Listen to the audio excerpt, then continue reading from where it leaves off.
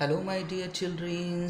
Last period, we have discussed about the story of tea. मागच्या काही पिरियडपासून आपण हे जे 1.4 लेसन आहे द स्टोरी ऑफ टी चहाची गाथा नावाचं जे लेसन आहे त्या लेसनला आपण सुरुवात केलेली आहे आणि त्याच्यात आपण last period page number 19 your text book page number 19 हे जे पेज नंबर 19 आहे याच्यावर आपण थांबलो होतो आणि त्याच्यात आपण मागच्या पिरियडला म्हणजेच लोक सर्वप्रथम कसे आणि कधी चहा पिऊ लागलेत याविषयी आपण सविस्तरपणे माहिती जाणून घेत आहोत आणि त्याच्यात कशा पद्धतीने जी चीनी परंपरा आहे आणि त्या चीनी परंपरेमध्ये एक रंजक दंतकथा चालत आली आहे आणि त्यानुसार मग कृषी आणि वैद्यकशास्त्राचा जो प्रणेता होता चीनचा सम्राट शेनॉन्ग प्रवास करीत होता आणि त्याचा एक नौकर राजासाठी पिण्याचे पाणी उकळीत होता आणि त्यावेळेस जवळच्या एका झाडाची काही पाने उडून त्या पाण्यात पडली आणि त्याबरोबर पाण्याचा रंग बदलून गेला आणि ते पाणी प्यायल्यावर त्या तयार झालेल्या पेयाच्या उंच स्वाद आणि ताजेपणा अनुभवल्यावर राजा चकित झाला आणि त्या अनोळखी झाडाबद्दल आणि त्या कमालीच्या स्वादामुळे उत्साहित होऊन राजाने त्याचा आणखी तपास केला आणि त्याला शोध लागला की चहामध्ये आणखी बरेच औषधी आणि निरोगी ठेवण्याचे गुणधर्म आहेत आणि काही विषयांवर रामबाण उपाय म्हणूनही त्याचा वापर होऊ शकतो. इथपर्यंत आपण मागच्या पिरियडला मागच्या तासिकेला आपण माहिती जाणून घेतली. त्याच्यानंतर नेक्स्ट बघा, इथून आज आपण प्रत्यक्ष बघणार आहोत की yet another legends tells us that it was a Buddhist monk name Bodhidharma who was the first to use tea as a drink. Yet another म्हणजे काय, दुसरी असा त्याचा अर्थ होतो. लेजेंड्स म्हणजे काय, दंतकथा. बुद्धिस्ट मोंक म्हणजे काय, साधू असे म्हणतात. मोंक म्हणजे काय, साधू. Name Bodhidharma who was the first to use tea as a drink. म्हणजेच आणखी एका दंतकथेनुसार बोधिधर्म नावाच्या एका बौद्ध भिक्षुकाने सर्वप्रथम या चहाचा पेय म्हणून काय केला, त्याने वापर केला. का चहाचा पेय म्हणून त्याने बोधिधर्म नावाचा जो एक भिक्षुक आहे आणि त्या भिक्षुकाने सर्वप्रथम चहाचा पेय म्हणून वापर केला आणि कशासाठी त्याने वापर केला हेच आता आपण पुढे बघणार आहोत की ही वॉज कीन to find a herb or a medicinal plant which would help him stay awake and alert for long periods of time in prayers and meditation. He was keen म्हणजे काय, keen means what, उत्सुक. कीनचा अर्थ काय आहे, उत्सुक असा त्याचा अर्थ होतो. कीन किंवा तीक्ष्ण किंवा धारदार असाही त्याचा अर्थ होतो. हर्ब म्हणजे काय, हर्ब मीन्स औषधी वनस्पती. हर्ब म्हणजे काय, औषधी वनस्पती. अँड मेडिसिनल म्हणजे औषधी, प्लांट म्हणजे वनस्पती. मेडिसिनल औषधी, प्लांट म्हणजे वनस्पती. हेल्प हिम स्टे अवेक म्हणजे काय, जागृत ठेवणे. अवेक जागृत. अँड अलर्ट म्हणजे काय, जागृत असा त्याचा अर्थ होतो. अलर्ट म्हणजे काय, जागृत किंवा दक्ष असाही त्याचा अर्थ. For long periods of time in prayer म्हणजे प्रार्थना किंवा आराधना. प्रेयरचा खरा अर्थ काय आहे, आराधना असा त्याचा अर्थ होतो. अँड मेडिटेशन म्हणजे काय, ध्यान. मेडिटेशन मीन्स वॉट, ध्यान किंवा चिंतन असं म्हटले जाते. ध्यान किंवा चिंतन, मेडिटेशन. बघा मग, he was keen to find to herb or a medicinal plant which would help him stay awake and alert for long periods of time in prayer and meditation. त्याच्यानंतर त्याला प्रार्थना आणि ध्यानधारणा करण्यासाठी दीर्घकाळ जागे ठेवणारी आणि सतर्क राहण्यास मदत करील अशा एका औषधी वनस्पतीच्या तो काय होता, शोधात होता. तो म्हणजे कोण, बोधिधर्म नावाचा जो एक भिक्षुक आहे. तो भिक्षुक प्रार्थना आणि ध्यानधारणा करण्यासाठी दीर्घकाळ जागे ठेवणारी आणि सतर्क राहण्यास मदत करील अशा एका औषधी वनस्पतीच्या शोधात होता. कोण, बोधिधर्म नावाचा जो भिक्षुक होता तो भिक्षुक. त्याच्यानंतर बघा नेक्स्ट, की after considerable search and trial he found that the shaving leaves from the tea shrub acted as a stimulant helping him stay awake. Awake म्हणजे काय? जागृत. अवेक म्हणजे काय? जागृत. आफ्टर नंतर. आफ्टर म्हणजे काय? नंतर. कन्सिडरेबल म्हणजे काय? लक्षणीय. सर्च म्हणजे शोध. ट्रायल म्हणजे काय? चाचणी असा त्याचा अर्थ होतो. फाउंड म्हणजे दिसून येणे, आढळून येणे. चेविंग म्हणजे काय? खाणे. चेविंग खाणे. लिव्ज पाने. श्रूब म्हणजे काय? श्रूब मीन्स झुडपे अँड स्टिम्युलंट आपण मागच्या वेळेस पाहिले. याचा अर्थ स्टिम्युलंट म्हणजे काय? उत्तेजक किंवा उत्साहवर्धक. Stimulant helping him with stay awake म्हणजे जागृत ठेवणे. बघा त्याच्यानंतर after considerable search and trial he found that shaving leaves from the tea shrub acted as a stimulant helping him stay awake. त्याच्यानंतर बऱ्याच संशोधनानंतर आणि चाचण्यांनंतर त्याच्या लक्षात आले की चहाच्या झुडपाची पाने काय असतात? स्टिम्युलंट असतात, म्हणजेच उत्तेजक असतात. आणि ती चावून खाल्ली तर बराच काळ ताजेतवाने वाटते आणि जागे राहता येते. याचा त्याला काय लागला? शोध लागला. It was he who introduced tea among his disciples in China. Disciples म्हणजे काय? शिष्य. Disciples means what? शिष्य असा त्याचा अर्थ होतो. Disciples शिष्य. Disciples. It was who introduced म्हणजे काय? परिचय. It was he who introduced tea among his disciples in China. की त्याच्यानंतर त्याने म्हणजे जो बोधिधर्म नावाचा जो बौद्ध भिक्षुक होता त्यानेच आपल्या चीनी शिष्यांना या चहाची सर्वप्रथम काय करून दिली? ओळख करून दिली. म्हणजे जो बोधिधर्म नावाचा जो भिक्षुक होता आणि त्यानेच आपल्या चीनी जे शिष्य आहेत त्या शिष्यांना या चहाची सर्वप्रथम काय करून दिली होती? ओळख करून दिली होती. It is said that the Japanese priest studying under Buddhist teacher in China carried tea seeds and leaves back home with them. की त्याच्यानंतर बघा, it is said that the Japanese priest म्हणजे काय? धर्मगुरू. Priest means what? priest म्हणजे काय? धर्मगुरू असा त्याचा अर्थ होतो. बौद्ध गुरु किंवा मग धर्मगुरू असं आपण म्हणू. स्टडिंग म्हणजे अभ्यास करणे. अंडर म्हणजे चहाखाली. Buddhist teachers in the China carried to tea seeds म्हणजे काय? बिया. अँड लिव्ज म्हणजे काय? पाने. बॅक हिम विथ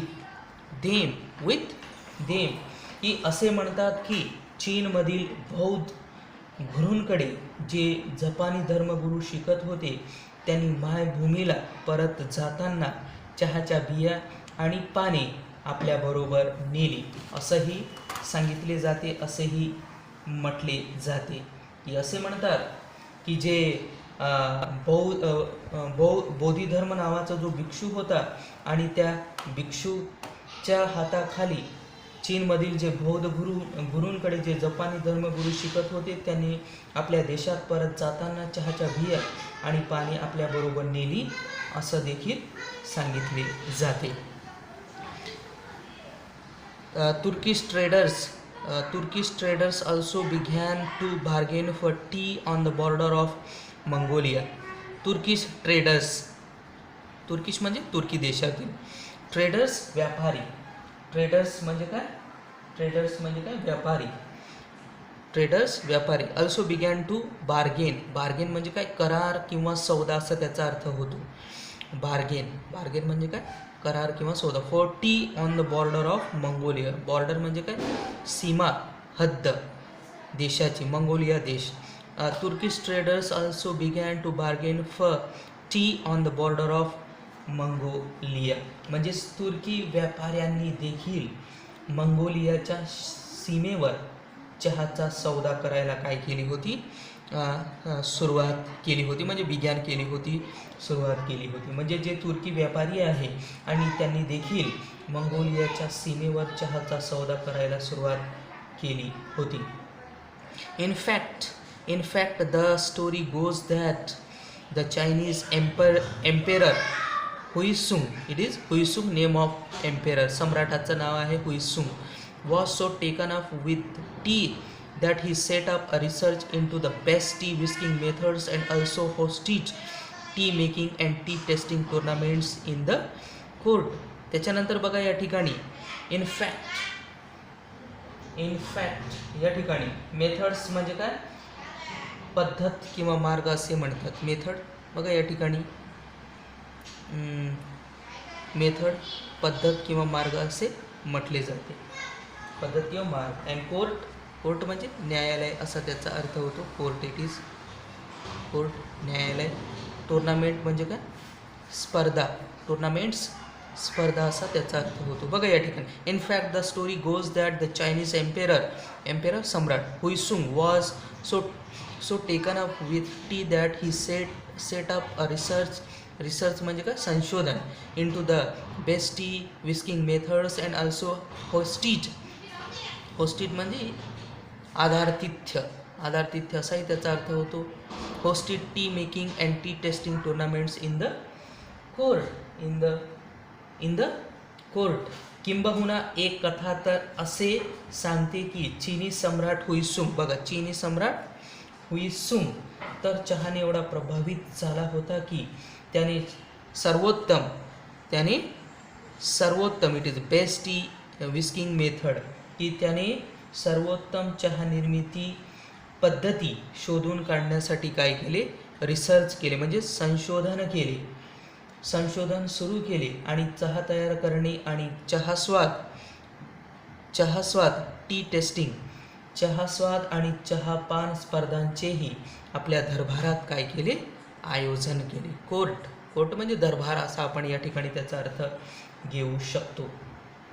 चहा स्पर्धेचे देखील त्याने आपल्या दरबारामध्ये आयोजन केले होते. कोण, चीनी सम्राट हुइसुंग. चहाने एवढा प्रभावित झाला होता की त्याने सर्वोत्तम चहा निर्मिती पद्धती शोधून काढण्यासाठी संशोधन सुरू केले आणि चहा तयार करणे आणि चहापान किंवा चहास्वाद स्पर्धांचेही आपल्या दरबारात त्याने काय केले होते, आयोजन केले होते.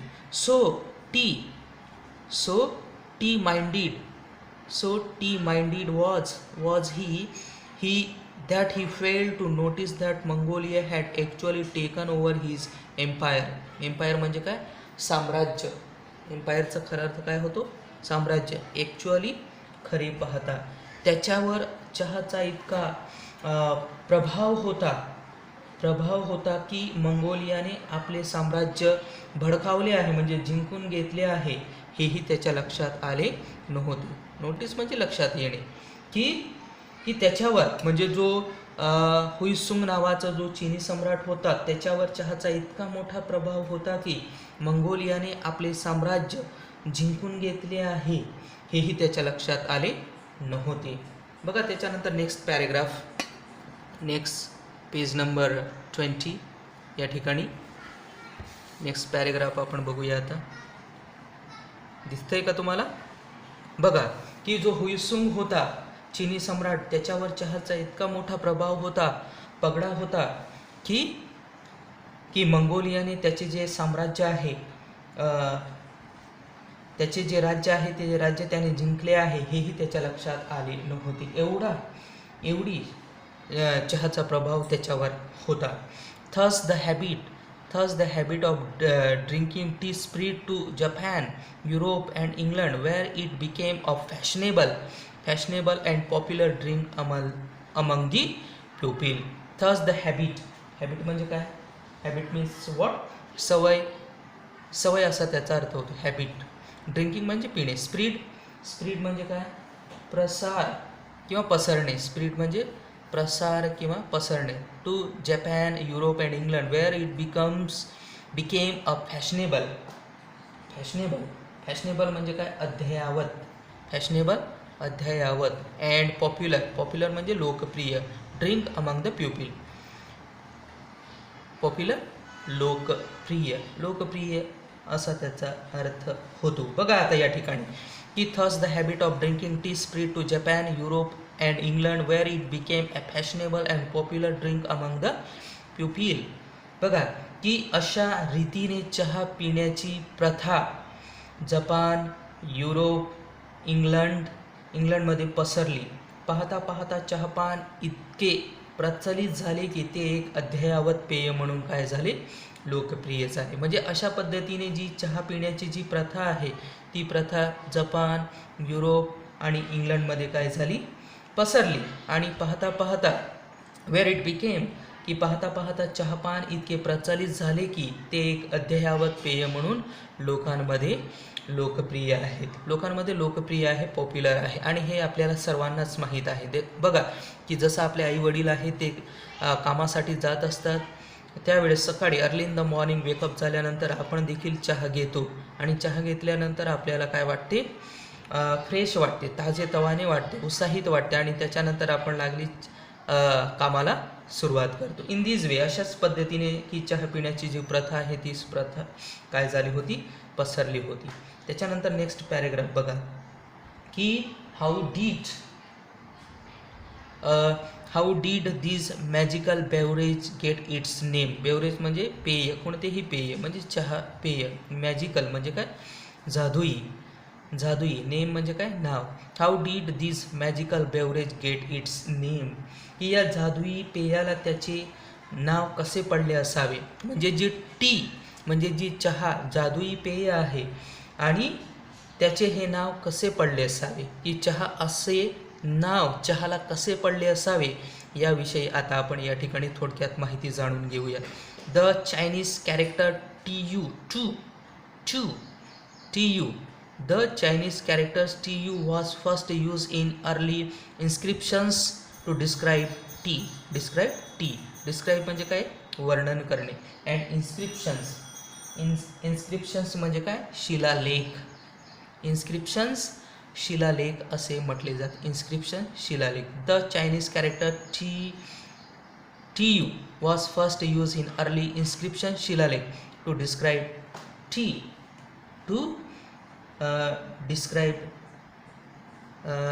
tea. की प्राचीन कोरीव लेखांत चहाचे वर्णन करण्यासाठी TU, बघा हे TU हे चीनी अक्षर प्रथम वापरले गेल्याचे दिसते. म्हणजे जे प्राचीन कोरीव लेख आहेत, इन्स्क्रिप्शन्स आहेत, शिलालेख आहेत, त्या शिलालेखांमध्ये TU हे चीनी अक्षर प्रथम वापरले गेल्याचे दिसते. पण नंतर अ न्यू कॅरेक्टर चा was develop to refer specifically to tea. Specifically म्हणजे काय, विशेषतः किंवा विशिष्ट. स्पेसिफिकली म्हणजे काय, विशिष्ट किंवा विशेषतः. बट लेटर मात्र नंतर चा हे नवीन अक्षर खास करून चहाचा उल्लेख करण्यासाठी निर्माण करण्यात आले. मात्र नंतर चा हे नवीन अक्षर, कॅरेक्टर अक्षर खास करून चहाचा उल्लेख करण्यासाठी निर्माण करण्यात आले. द वर्ड चा is now sometimes used in English to refer to China tea. The word cha is now sometimes म्हणजे काही वेळेस used in English to refer to China tea. म्हणजे चा हा शब्द आता चीनी चहाचा उल्लेख करताना इंग्रजीमध्ये कधी वापरला जातो. म्हणजे हा जो वर्ड आहे, हा जो शब्द आहे, आता चीनी चहाचा उल्लेख करताना इंग्रजीमध्ये कधी त्याचा काय केला जातो, वापर केला जातो, चा. And as we all know, it is very close to the Hindi word chai, which is used all over India to refer tea. आणि तो म्हणजे तो शब्द म्हणजे कोणता, चा. आणि तो शब्द संपूर्ण भारतात चहाला ज्या नावाने ओळखले जाते त्या आपल्या चाय या हिंदी शब्दाच्या फारच जवळचा आहे. हे आपल्याला माहीत आहे की चा हा जो शब्द आहे, हा शब्द संपूर्ण भारतात चहाला ज्या नावाने ओळखले जाते त्या आपल्या चाय या हिंदी शब्दाच्या फारच जवळचा आहे. हे आपल्याला माहीत आहे. चाय हा हिंदी जो शब्द आहे त्याच्या अगदी जवळचा आहे चा आणि चाय. बघा अगदी जवळचा शब्द आहे आणि हे आपल्याला माहीत आहे. त्याच्यानंतर पुढचा पॅरेग्राफ आपण या ठिकाणी बघूया. नेक्स्ट एक पॅरेग्राफ या ठिकाणी बघू आणि आपला जो पिरियड आहे तो या ठिकाणी थांबवूया. बघा, हे आपल्याला माहीतच आहे.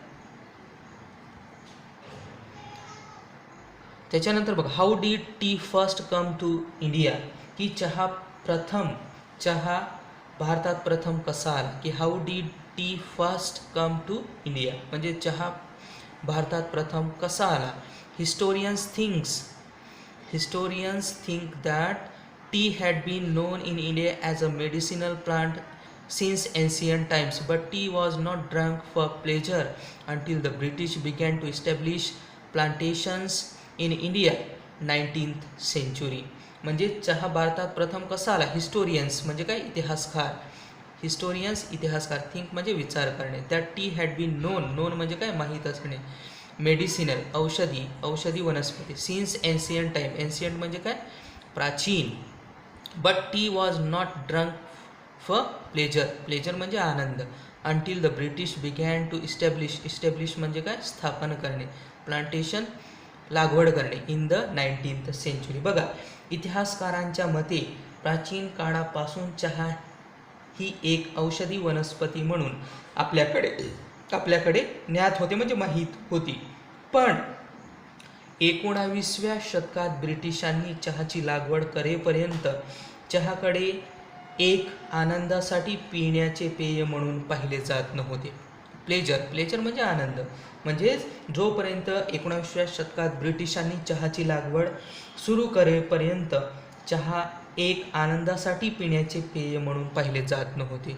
परंतु याच्या आधी भारतात की ते एक औषधी वनस्पती म्हणून चहा आपल्याकडे माहीत होते, लोकांना माहीत होते प्राचीन काळामध्ये. पण 19व्या शतकात ब्रिटिशांनी चहाची लागवड सुरू करेपर्यंत चहाकडे एक आनंदाचे पेय म्हणून पिण्याचे पेय म्हणून पाहिले जात नव्हते. In the 1770s, the British East India Company made several unsuccessful attempts to grow tea in Bhutan and Assam with seeds from China. त्याच्यानंतर ब्रिटिश ईस्ट इंडिया कंपनी, तुम्हाला माहीतच आहे ब्रिटिश ईस्ट इंडिया कंपनी भारतामध्ये, इतिहासामध्ये तुम्ही याचा अभ्यास केला आहे की 1600 भारतात ईस्ट इंडिया कंपनीची स्थापना झाली होती. सेव्हरल म्हणजे अनेक. अनसक्सेसफुल म्हणजे काय, अयशस्वी. अटेम्प्ट्स प्रयत्न. To grow tea in Bhutan and Assam, Bhutan आणि Assam. With seeds from China. Seeds म्हणजे काय, बिया. बघा, त्याच्यानंतर की 1770च्या दशकात ब्रिटिश ईस्ट इंडिया कंपनीने चीनमधून बिया आणून भूतान आणि आसाममध्ये चहाची लागवड करण्याचे अनेक अयशस्वी प्रयत्न केले. अयशस्वी प्रयत्न केले. अनेक